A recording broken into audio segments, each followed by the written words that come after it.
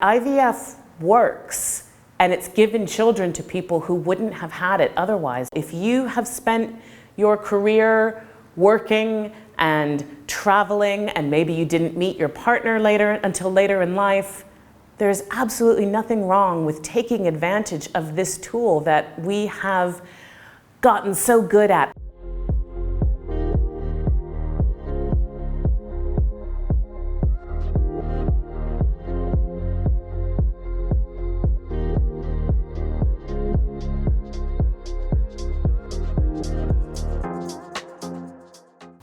I'm Cassie Destino. I am a certified fertility doula, and I run a group called IVF Support UAE.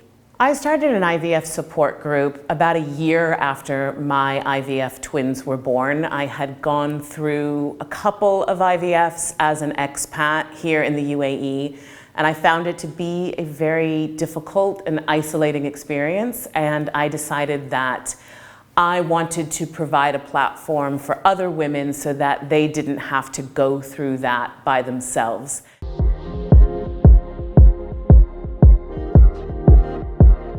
The general rule of thumb when seeking fertility treatment is that if you are under 35 and you've been trying for a year and not had success, that you go and see a fertility specialist. If you are over 35, it is 6 months. If you have not conceived, it's time for a fertility specialist.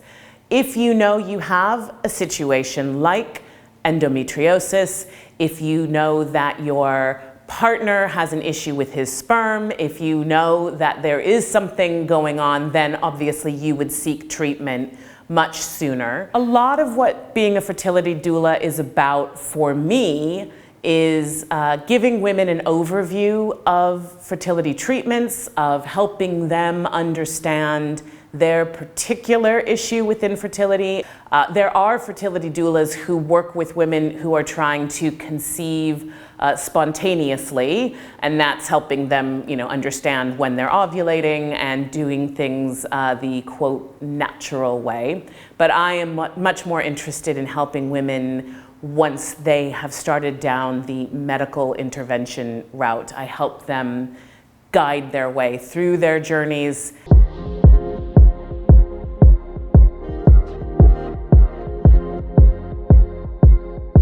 The process of IVF is a little bit longer than a lot of people seem to think. There are several tests that would need to be done that would help to determine what course of IVF your doctor wants to give you. Once you start the stimulation phase of an IVF, this is when you are putting hormones into your body to kind of trick your body into convincing lots of different eggs that it's their time to ovulate, not just the one that we expect in a natural cycle each month. That's the sort of part that people associate with IVF. That's the injections. That can be where you start to feel the bloating and the nausea and all the kinds of other things that some people experience with IVF. Once those eggs have reached a certain point in maturity, you are given another injection that tells your body that it's time to ovulate. But before you would be able to ovulate, your doctor would go in and collect all of those eggs in a small outpatient procedure. Once all of those eggs are collected, then the sperm is introduced, and you hope that those eggs will fertilize and turn into embryos. At that point, you have an option to freeze them, and then you can do genetic testing on them to find out if they have any abnormalities. And then at a later point, you come back in and you can transfer them back in, and then you wait and hope that you become pregnant.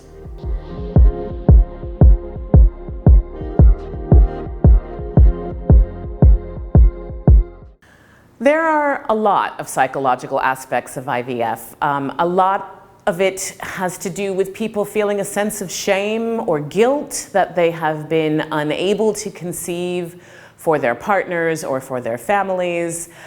They can have a feeling that they aren't women enough. They're not doing this one thing biologically that we're supposed to be able to do, and they can't seem to do it, and that can really affect confidence and self-esteem. This is an expensive process, and there are no guarantees. So you could throw all the money in the world at this process and still not end up with a baby. And that's a really hard thing to manage when we consider that it takes an average of 3 IVFs to have a baby.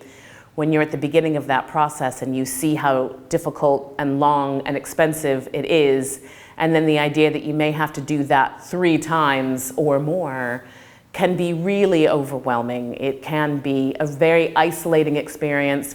We don't tend to talk about it too much.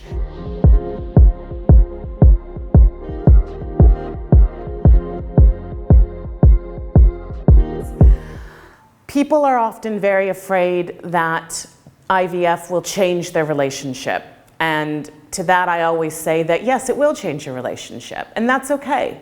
Relationships change for lots of reasons. If you move house, your relationship changes. When you move to Dubai, your relationship changes. When you get a new puppy, when you go through a global pandemic together, these things will all change your relationship, as will becoming parents.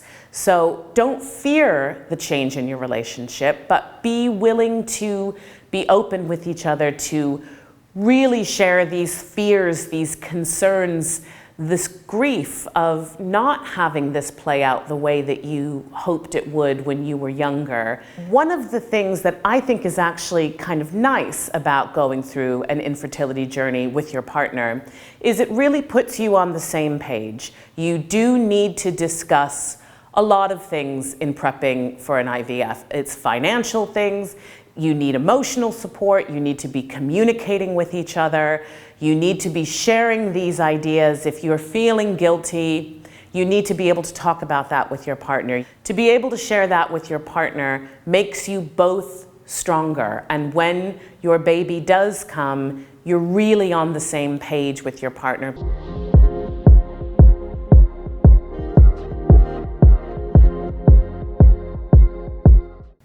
Fertility and motherhood or parenthood has traditionally been women's work and women's roles, although of course we know we need a sperm to make a baby, and we also know that up to 50% of infertility factors are male factor. The onus usually lands on the woman. It is her body that these treatments take place in. It is her body that carries the child. We live in a society where women are expected to make the sacrifices to be the mother. I always say that guilt is really baked in to the experience of being a mother. When I was going through my IVFs, my husband was extremely supportive. That is certainly not the case with all men.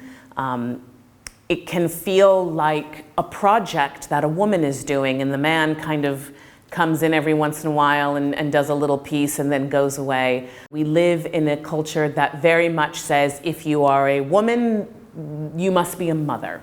I remember one year on Mother's Day I went and got a coffee and they wrote Happy Mother's Day on my cup. And I did have children at the time, but I remember thinking, you know, if this were 3 years ago, in the middle of my infertility, this would be very triggering and very difficult. Every time you interact with someone, if you go get your nails done, the first question is, how many children do you have? If you are a woman, it is assumed you are a mother, and never the other way around, never for men. People don't really ask men these questions.